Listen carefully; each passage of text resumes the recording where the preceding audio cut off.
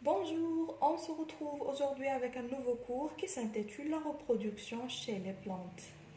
Donc, comme vous savez tous, la reproduction des végétaux est le moyen pour les plantes pour se développer et pour les arbres pour faire des fruits. Dans un sens plus large, c'est l'ensemble des moyens qu'ont les plantes pour produire un nouveau individu ou bien une nouvelle plante. Donc, cette belle image montre que le règne végétal est très divers. Donc, différentes couleurs, différents aspects. Il y en a des fleurs qui ont des graines, des fleurs qui n'ont pas, des plantes qui ont des fleurs et des plantes qui n'ont pas, etc. Donc, on va commencer notre cours par la reproduction sexuée des plantes qui ont des fleurs. On les appelle les plantes à fleurs. Donc, c'est quoi une reproduction sexuée? Tout simplement, c'est le contraire de la reproduction asexuée. Donc, la reproduction sexuée, c'est un type de reproduction qui nécessite la présence de gamètes mâles ainsi que la présence de gamètes femelles. Gamètes en arabe, c'est machij. Mais on se pose la question, comment peut-on distinguer les plantes à fleurs? Tout simplement, et comme leur nom l'indique, les plantes à fleurs, ce sont les plantes qui ont des fleurs et vont ainsi par la suite développer des graines. Donc c'est une classification du règne végétal. On se pose la question, quel est le rôle de la fleur dans la reproduction? Est-ce le seul moyen de reproduction qu'elle possède? Ce qu'il faut savoir dans un premier temps, c'est que la reproduction peut y avoir lieu dans la même plante à fleurs. Ça veut dire que la plante à fleurs est constituée d'appareils reproducteurs mâles plus l'appareil reproducteur femelle. C'est ce qu'on appelle une plante hermaphrodite. Hermaphrodite ou bien bisexuée, ça veut dire que la plante à fleurs est constituée d'appareils reproducteurs mâles et femelles en même temps. Ce schéma représente une plante à fleurs hermaphrodite. Donc, on va attaquer les organes reproducteurs mâles et femelles. Donc, on voit dans un premier temps que les éléments reproducteurs, ils sont regroupés ici dans les fleurs. Donc, il y a le pistil, c'est l'organe reproducteur femelle. Et il y a aussi les étamines, c'est l'organe reproducteur mâle.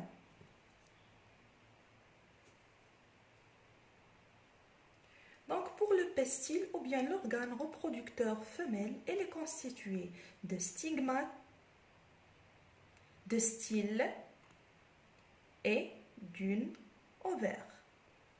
Donc, dans l'ovaire, on trouve l'ovule, ou ce qu'on appelle le bouéna. Le rôle du stigmate, c'est de faire recueillir les grains de pollen, huboub al-liqah.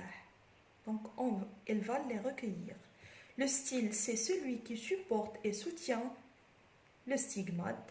Et l'ovaire, c'est dans laquelle qu'on trouve l'ovule. Et dans l'ovule, on trouve ce qu'on appelle l'osphère, qui est le gamète femelle. Donc, pour l'appareil reproducteur mâle, il est constitué de plusieurs étamines. On va les nommer l'androcée. Donc, chaque étamine est constituée d'un antère et d'un filet. L'antère, c'est celui qui fabrique les grains de pollen et le filet, c'est le support et le soutien de l'antère. Donc, l'androcée, c'est la partie mâle de la plante à fleurs. Et le pistil, c'est la partie femelle. Donc, on a fini avec la structure des organes reproducteurs mâles et femelles chez les plantes à fleurs. Il y a d'autres structures qui sont appelées, par exemple, ici on a les pétales, ce sont les grandes fleurs. L'ensemble de ces pétales est appelé corolle. Et ici on a les sépales, c'est les petites fleurs qui sont la plupart du temps apparues en vert foncé, on les appelle sépales et l'ensemble des sépales va donner le calice. Donc c'est un autre schéma d'une plante à fleurs avec le pistil qui est l'appareil reproducteur femelle, les stigmates, le style, l'ovaire qui protège l'ovule, et ici on a l'appareil reproducteur mâle qui est l'ensemble des étamines qu'on appelle l'androcée et qui est constitué d'anthères et de filets avec leurs pétales et sépales, etc. Donc, pour récapitulatif, les éléments reproducteurs ils sont regroupés dans les fleurs. Il y a le pistil, c'est la partie femelle de la fleur. Elle est composée d'un stigmate dont le rôle est de recueillir le pollen. Un style qui est une sorte de tige supportant le stigmate. Un ovaire où sont les ovules, ça veut dire les gonades femelles, dans lesquelles se trouve un osphère qui est le gamète femelle. L'androcée, constitué par l'ensemble des étamines, c'est la partie mâle de la fleur. Les étamines aussi sont composées de différentes parties, l'anther et le filet. L'anther qui produit le pollen, ensemble des grains de pollen qui donneront à l'extrémité de leur tube pollinique les spermatozoïdes. Donc spermatozoïdes, c'est en arabe hayawanat manawiya. Le filet, sorte de tige qui supporte l'anther. Plus de la structure qui est toujours en bas de la plante à fleurs qui s'appelle le périanthe stérile qui a pour but la protection des autres pièces florales, ça veut dire la protection des organes reproducteurs, ainsi que l'attraction des pollinisateurs. Les pollinisateurs, ça veut dire les insectes qui vont effectuer la pollinisation par la suite. Elle est composée de différentes parties, la corolle, ensemble des pétales généralement colorés qui constituent la partie interne du périanthe. Elle attire et peut permettre l'atterrissage des pollinisateurs. Le calice, c'est l'ensemble des sépales généralement verts et plus épais que les pétales et la partie externe du périanthe. Il protège la fleur lors de son développement. Notez bien qu'on a traité ici un type de plante qui s'appelle des plantes hermaphrodites. Ça veut dire qui ont des organes reproducteurs mâles et femelles en même temps, ou bien ce qu'on appelle les plantes à fleurs bisexuées. Il existe encore d'autres types de plantes qui sont les fleurs unisexuées. Ça veut dire qu'ils possèdent soit la partie mâle, soit la partie femelle. Ce type de plante exige un déplacement des pollinisateurs entre la plante à fleurs mâles et la plante à fleurs femelles. Donc, on a parlé des grains de pollen. Donc, quels sont, ou bien quelle est la structure des grains de pollen? Quelle est sa spécificité? Donc, un grain de pollen en arabe, c'est huboub al-liqah. Les grains de pollen, c'est huboub al-liqah. Donc, c'est l'image zoomée ou bien l'image agrandie des grains de pollen.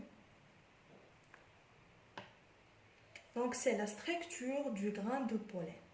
Donc, c'est une cellule végétale qui est constituée d'un cytoplasme, de deux noyaux, des pores. C'est ce qu'on appelle la cellule reproductrice mâle ou bien le gamète mâle. Ça veut dire al-mashij ad-dakari pour les plantes à fleurs. Allons maintenant voir la cellule reproductrice femelle. Donc, la cellule reproductrice femelle, c'est l'osphère. Une osphère, c'est le gamète femelle. Donc, elle est localisée dans ce qu'on appelle l'ovule. L'ovule, ou bien dans un autre sens, c'est le sac embryonnaire. Sac embryonnaire en arabe, c'est al-mihfada al-janiniya. Donc, on va s'attaquer aux différentes parties du sac embryonnaire. Donc, dans le pôle nord, il existe 3 cellules appelées antipodales. Au milieu, une cellule centrale avec 2 noyaux. Et en bas du sac embryonnaire, on trouve une osphère qui est localisée entre 2 synergides. Donc, c'est l'appareil reproducteur ou bien le gamète femelle. Sachant que l'organe reproducteur mâle et femelle sont localisés sur la même plante. On se pose la question, comment ça se fait, se rencontre pour avoir de belles fleurs comme celle-là? Le premier facteur de rencontre entre gamètes mâles et femelles, c'est ce qu'on appelle les pollinisateurs. Donc, ce sont les insectes qui vont se déplacer entre soit les gamètes mâles et femelles dans une plante hermaphrodite, soit entre deux plantes de différents sexes qui sont très éloignées. Le deuxième facteur, c'est le vent. Donc le vent, il fait bouger les grains de pollen pour qu'elles se rencontrent avec les osphères. Donc on passe à la deuxième activité. Donc les types de pollinisation. Donc c'est quoi la pollinisation? Tout simplement, c'est le transport du pollen, ça veut dire de la poudre contenant les cellules mâles, des étamines sur le pistil qui renferme les ovules. Ce transfert ou bien ce transport a lieu soit à l'intérieur de la même fleur, comme on a déjà dit, c'est ce qu'on appelle l'autopollinisation, soit par pollinisation croisée. Comme le nom l'indique, le pollen d'une fleur se dépose sur les stigmates d'une autre fleur de la même espèce. Dans ce dernier cas, les vecteurs de pollinisation peuvent être les insectes, le vent, l'eau pour les plantes aquatiques, etc. Donc on passe à certaines expériences qui ont été effectuées dans le but d'avoir des idées sur la formation des graines, à ne pas confondre les grains de pollen qui sont حبوب اللقاح et les graines. Donc graines, en arabe c'est البذور et grains c'est الحبوب. Donc on va lire le protocole, l'expérience 1. Donc il y a le pistil, les étamines, l'ovule, donc c'est une plante à fleurs qui est normale.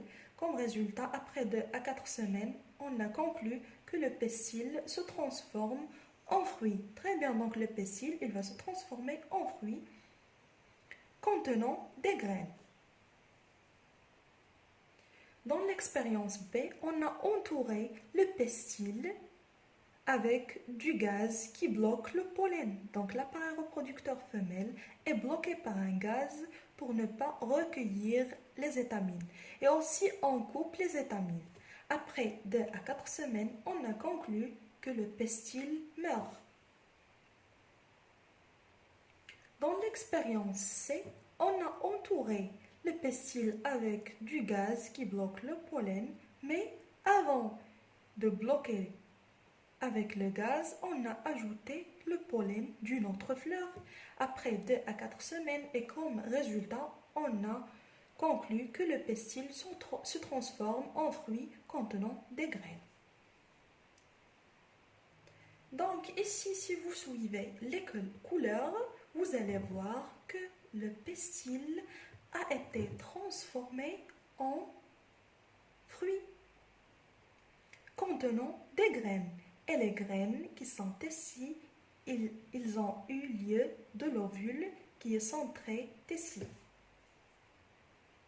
Donc on peut conclure que les ovules contenus dans le pistil deviennent des graines, alors que le pistil, il se transforme dans sa totalité en fruit.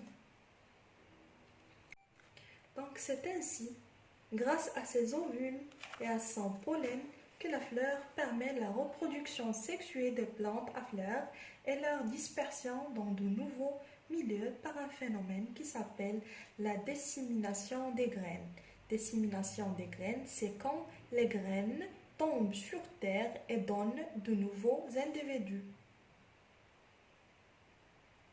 Ce phénomène est représenté dans l'image devant vous. Donc, comment ça se fait la fécondation et la pollinisation?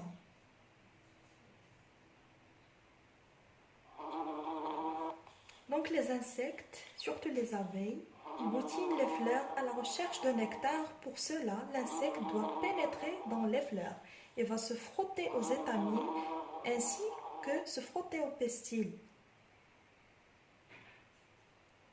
Donc on se retrouve avec le grain de pollen contenant les spermatozoïdes sur l'appareil reproducteur femelle. Donc ce dernier il va germer et développer un tube pollinique qui va tracer un trajet ici pour qu'il se fusionne avec l'osphère. Donc, ce rencontre entre l'osphère et le spermatozoïde contenu dans le grain de pollen, c'est ce qu'on appelle la fécondation. C'est l'union de la cellule reproductrice mâle et de la cellule reproductrice femelle. Donc, après que le grain de pollen tombe sur le stigmate, qui est l'appareil reproducteur femelle, donc il va faire ce qu'on appelle la germination. Il va développer un tube pollinique qui va tracer un trajet jusqu'à ce qu'il se fusionne avec l'osphère, c'est la cellule reproductrice femelle. Dans ce moment, on appelle ce phénomène la fécondation. Donc il y a pollinisation, germination et fécondation. C'est ainsi que les plantes fixées se reproduisent. Donc la fleur se transforme alors en fruit. Plus exactement, certaines parties de la fleur vont se faner et disparaître, comme les pétales ou les étamines, et d'autres vont se développer pour donner le fruit, comme l'ovaire.